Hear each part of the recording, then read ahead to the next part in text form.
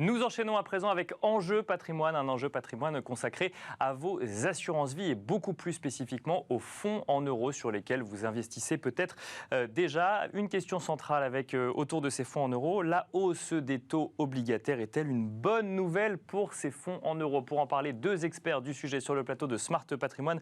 Nous avons le plaisir de recevoir tout d'abord Johan Derbyshire. Bonjour Johan Derbyshire. Bonjour. Bienvenue sur le plateau de Smart Patrimoine. Vous êtes responsable des investissements chez Cara Capital. Et nous avons le plaisir de recevoir également Corentin Favnec, directeur des partenariats de Generali Patrimoine. Bonjour Corentin Favnec. Bonjour. Bienvenue également sur le plateau de Smart Patrimoine.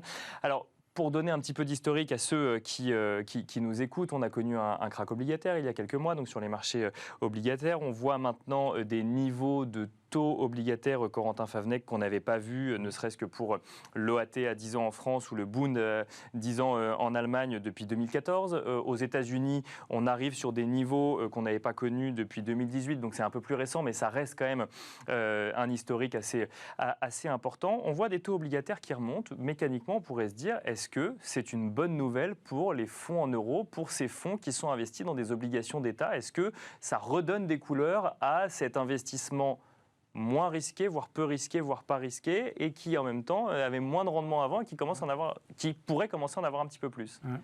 Alors en effet, ce qui est important de rappeler, c'est que les fonds en euros, de par les contraintes obligataires, notamment réglementaires de Solvency 2, Solvabilité 2, contraints à des investissements qui sont majoritairement en obligations, bien sûr, en produits de taux.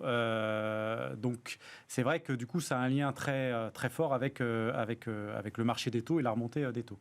Alors en effet, oui, c'est un phénomène qui est très positif pour les fonds en euros, qui profitent de cette remontée de taux. Tant que cette remontée de taux reste comme elle l'est, c'est-à-dire progressive, même s'il y a eu un krach obligataire, ça a augmenté de façon assez importante. Tant que ce n'est pas non plus spectaculaire, c'est positif pour les fonds en euros, surtout quand on compare à un environnement de taux qui, encore l'année dernière, était très bas, voire négatif. Bien sûr. Ça, c'est vraiment positif. Parce que si ça devient spectaculaire, ça pourrait avoir l'effet inverse, parce qu'on se dit qu'un emprunt d'État français ou allemand, qui sont du coup normalement des bonnes signatures, si jamais le taux commence à augmenter, pourquoi ça aurait un effet négatif sur le fonds euro alors? Alors ça sera positif dans la dimension du réinvestissement, où on réinvestira à des très bonnes conditions. Le souci, c'est que c'est tout le stock qu'on a pu embarquer d'obligations, qui, elles, ont un rendement beaucoup plus faible et qui, du coup, verraient sa valorisation fondre comme neige au soleil. Donc, oui, c'est ça. C'est là qu'est la limite de l'exercice, qu'il ne faut pas que la remontée soit spectaculaire. Mais je vous rassure, à ce stade, c'est juste le bon niveau, quoi. La température du bain est bonne. et à la bonne température. Mais c'est vrai que c'est intéressant de bien préciser ça. Quand les taux obligataires remontent, ça a un impact sur les futures obligations ou sur celles qu'on émet à l'instant T. Oui. Mais mécaniquement, ça fait baisser le prix des obligations qu'on peut avoir en portefeuille si jamais le rendement est moins inférieur à celui qui est proposé. Exactement. D'accord. Oui, donc c'est ça qu'il faut avoir en tête. C'est quand on a un fonds en euros qui est investi avec des obligations d'État, peut-être il y a 4, 5 ans ou 3 ans, une hausse trop forte aujourd'hui de l'OAT 10 ans serait contre-productive pour son portefeuille. Exactement. Et donc du coup, en complément, donc en effet, cette hausse des taux est positive pour les fonds en euros. Et pour autant, ce n'est pas non plus la panacée, dans le sens où aujourd'hui, il y a plusieurs phénomènes. C'est que les obligations dans lesquelles on investit remplacent des obligations qui ont été remboursées, qui ont en moyenne peut-être 8 ou 10 ans, et qui, elles, avaient un rendement supérieur. Donc on remplace par quelque chose qui rapporte un peu moins, premier point. Qui aurait pu rapporter encore moins si on était resté au niveau d'il y a 6 mois, mais qui rapporte un peu moins. D'accord, bien sûr. Qui rapporte un peu moins, donc c'est mieux, mais c'est pas parfait. Le deuxième phénomène, c'est qu'on a une inertie très forte des fonds en euros. Il faut avoir en tête qu'il y a un peu plus de 1300 milliards investis sur les fonds en euros au niveau du marché français, et que globalement, ça c'est le stock, et que globalement chaque année, il y a un investissement de 90 milliards. D'accord. Donc vous voyez le temps qu'il va falloir pour pouvoir reluer tout ça. Alors même si par le passé, ça a été plutôt très positif, parce que c'est ce qui a fait que les fonds en euros ont eu des rendements qui ont diminué, mais que très progressivement vis-à-vis des taux. Bien sûr. Là, par contre, la remontée est aussi un peu plus lente. Et l'autre point qu'il faut aussi avoir en tête, c'est qu'on a des marchés. Et on voit que les marchés, même s'il y a une embellie sur l'été, on a quand même des marchés qui sont peut-être à moins 12, moins 13% sur le CAC 40 depuis le début de l'année, et que dans un fonds en euros, il y a quand même un moteur action. Sûr, oui.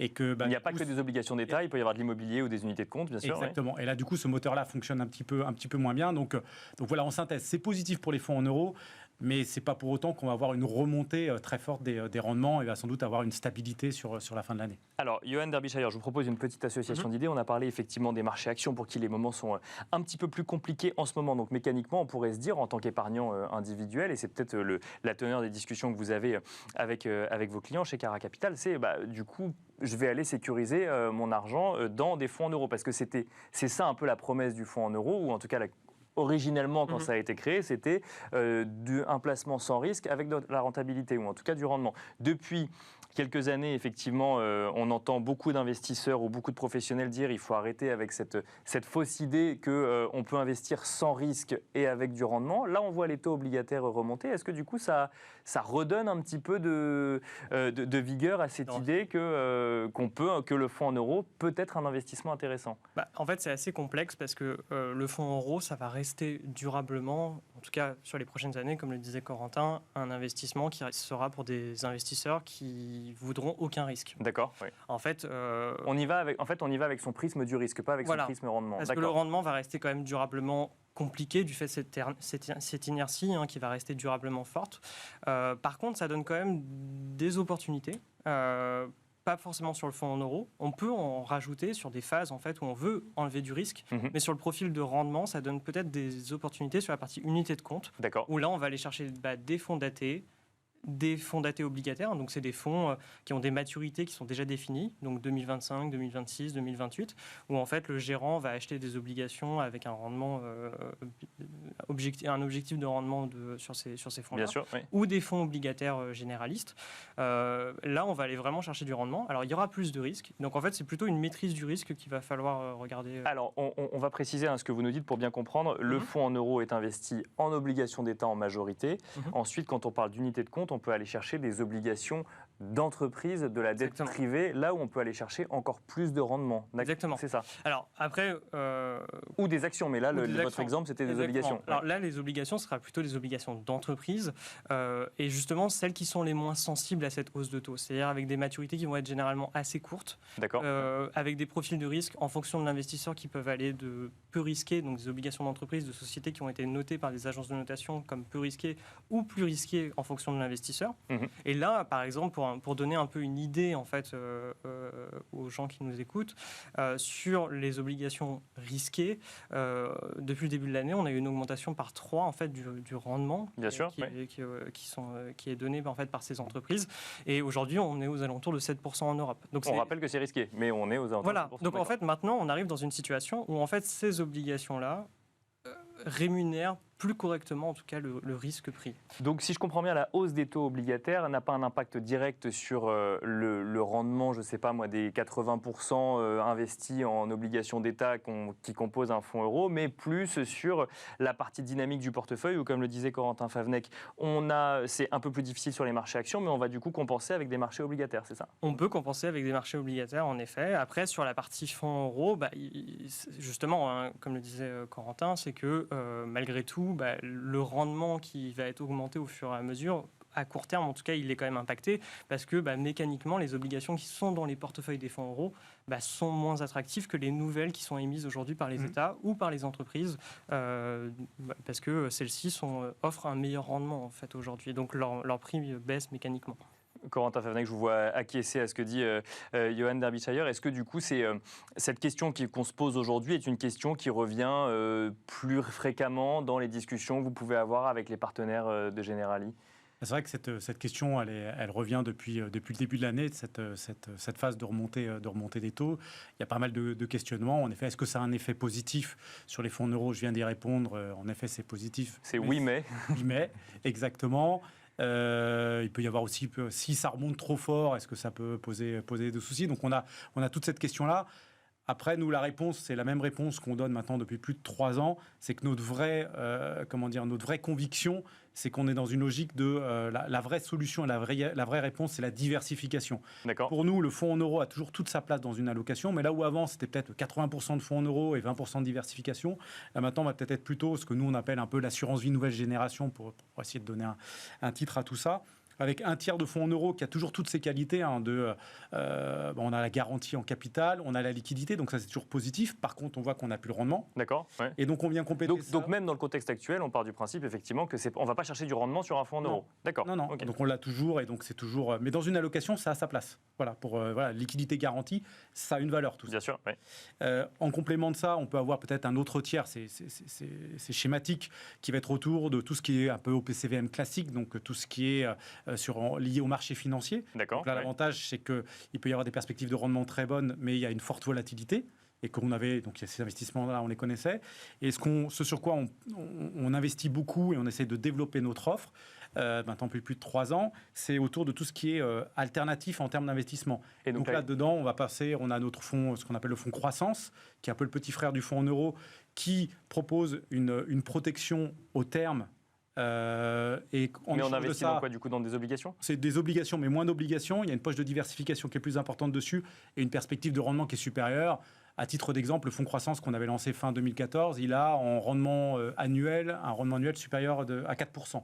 Donc ce qui est plutôt très positif. Donc on diversifie au sein même des fonds pour aller chercher un petit peu de croissance. On peut aller chercher aussi par exemple des actifs réels, donc de l'immobilier, bien sûr, du private equity, de la dette privée, de l'infrastructure, des fonds structurés aussi, qui ont comme caractéristique de pouvoir proposer une alternative en termes de rendement supérieure à celle du fonds en euros, mais tout en ayant une volatilité qui soit plus maîtrisée que celle qu'on peut avoir sur les marchés financiers. Donc vous répondez à la question que la hausse des taux obligataires est-elle une bonne nouvelle pour les fonds en euros, pas suffisante pour donner du rendement aux fonds en euros, il faut aller le chercher ailleurs. Je rebondis sur ce que vous avez dit, Corentin Favennec, Johan Derbyshire. Si jamais la hausse est trop forte, ça pourrait être problématique. Est-ce que si jamais la hausse est trop forte, ça veut dire qu'il faudrait sortir du fonds euro pour les épargnants qui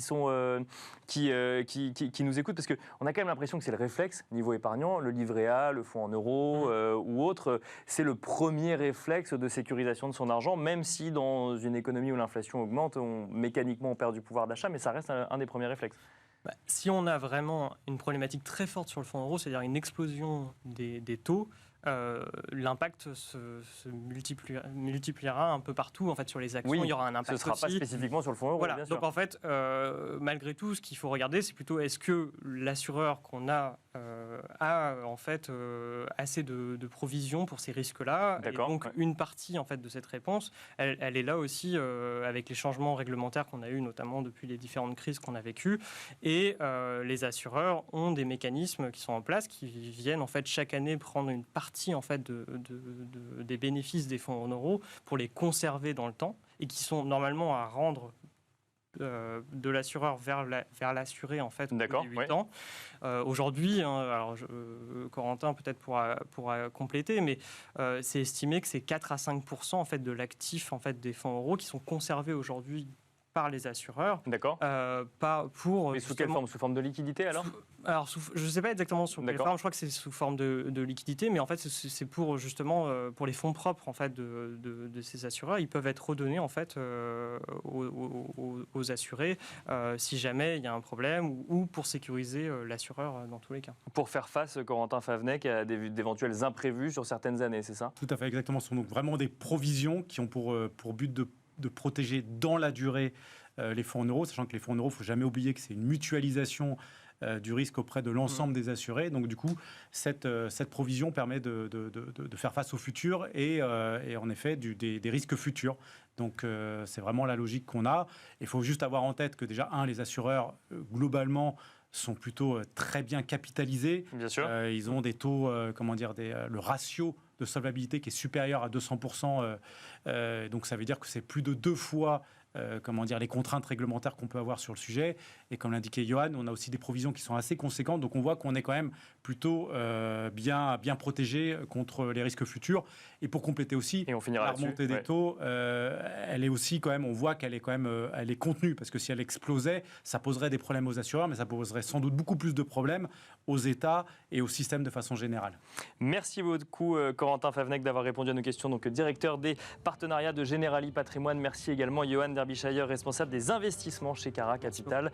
Merci à vous également de nous avoir suivis et je vous donne rendez-vous demain à 13h pour un nouveau numéro de Smart Patrimoine.